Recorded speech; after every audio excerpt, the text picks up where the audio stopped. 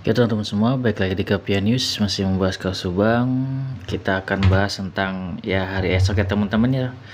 Besok nih hari Senin jam 9 pagi diadakannya pra peradilan ya untuk Ibu Mimin, Arigi dan Abi. Di sini teman-teman akan terjawab semua ya teman-teman nanti. Terjawab apa Bang? Yaitu terjawab tentang penetapan Bu Mimin, Arigi atau dan juga Abi ya. Penetapan bahwasanya mereka ini apakah nantinya akan ditahan ataukah enggak gitu atau dibebaskan kan kayak gitu. Nanti kan di sini ada tuntutan ya dari pihak Bu Mimin menuntut tentunya nanti dari kuasa hukumnya apakah ini pasti langsung ditanya ya ke pihak kepolisian.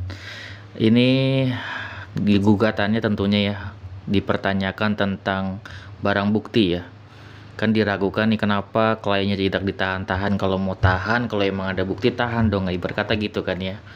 Ini mana buktinya, pasti minta kayak gitu kan ya. Mana dua alat bukti yang membuktikan bahwasanya klien kami itu harus ditahan gitu kan. Saya pasti mereka akan bilang ini tidak tidak lengkap ya untuk bukti-buktinya.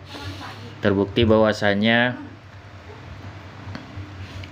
bahwasanya ini tidak ditahan-tahan, dan nanti pihak kepolisian langsung akan membuktikan tuh, buka yang namanya bukti-bukti yang ada, sehingga di situ ya nggak tahu ya apakah nanti akan tercengang atau enggak, ataukah nanti justru malah sebaliknya gitu kan, apa pihak kepolisiannya nih yang memang terlalu terburu-buru menetapkan sebagai tersangka gitu kan. Jadi memang di sini ada dua kemungkinan teman-teman ya, kemungkinan cuma dua gitu kan ditolak atau diterima gitu ya. Kalau misalkan memang diterima, ya sudah, kemungkinannya itu ya ini bisa bebas gitu kalau misalkan Pak Roman ini kuat gitu ya. Bang, apakah nanti misalkan diterima, apakah kasus ini akan selesai gitu ya? Jadi teman-teman, sekalipun nanti ini pra peradilannya pun diterima sekalipun, itu tidak mempengaruhi namanya nanti persidangan ya teman-teman, belum tentu. Karena nanti kalau di persidangan nanti tentunya akan dikeluarkan bukti-bukti semuanya. Kalau ini biasanya kalau untuk pra peradilan hanya masalah prosedural gitu kan, mungkin kan ini pihak kepolisian mungkin dianggap terlalu cepat gitu kan, atau bukti-buktinya kurang kuat atau kayak gimana kan gitu, itu kan yang diragukan. Tapi di sini bisa dilihat dari Kombes Pol Ibrahim Tompo sangat percaya diri ya teman-teman, bahwasanya beliau ini terlihat sangat senang malah ya, bahwasanya ini para tersangka melakukan yang namanya pra peradilan. Di sini beliau bilang malah bagus untuk menguatkan penyidikan. Seolah-olah kayak kayak tikus masuk jebakan gitu teman-teman. Jadi sudah masuk jebakan, misalkan ini udah masuk, kalau misalkan ini suatu jebakan, sama aja nanti namanya Pak Roman ini menggiring kliennya masuk ke dalam jebakan dari ini ya pihak kepolisian, sehingga sehingga akan memberatkan dia lebih nanti di persidangan nanti gitu. Jadi makin berat perjuangannya, makin sulit untuk memenangkan persidangan, karena di peradilan pun juga tentunya pihak kepolisian akan membuktikan bahwasannya ada dua alat bukti yang kuat, sehingga Bu Mimin, Arigi dan Abi harus ditetapkan sebagai tersangka. Dan kalau memang sudah kuat, nanti otomatis kan hakimnya ini cuma ada satu ya.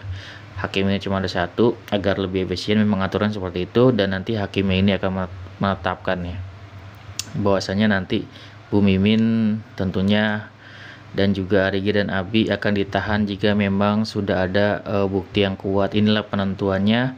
Kita akan mendapatkan suatu informasi di mana bahwasanya ini sudah seharusnya, jika kepolisian memiliki bukti yang kuat, Bu Mimin akan ditahan dan juga Arigi juga Abi. Sebaliknya ya kayak gitu ya teman-teman. Kalau misalkan memang di sini diduga kepolisian terlalu cepat ya mengambil suatu keputusan bahwasanya tersangka ini sudah ditetapkan gitu kan ya, Namun belum ada nih bukti yang sangat menguatkan. Tentunya mereka akan terbebas dari yang namanya status tersangka gitu ya.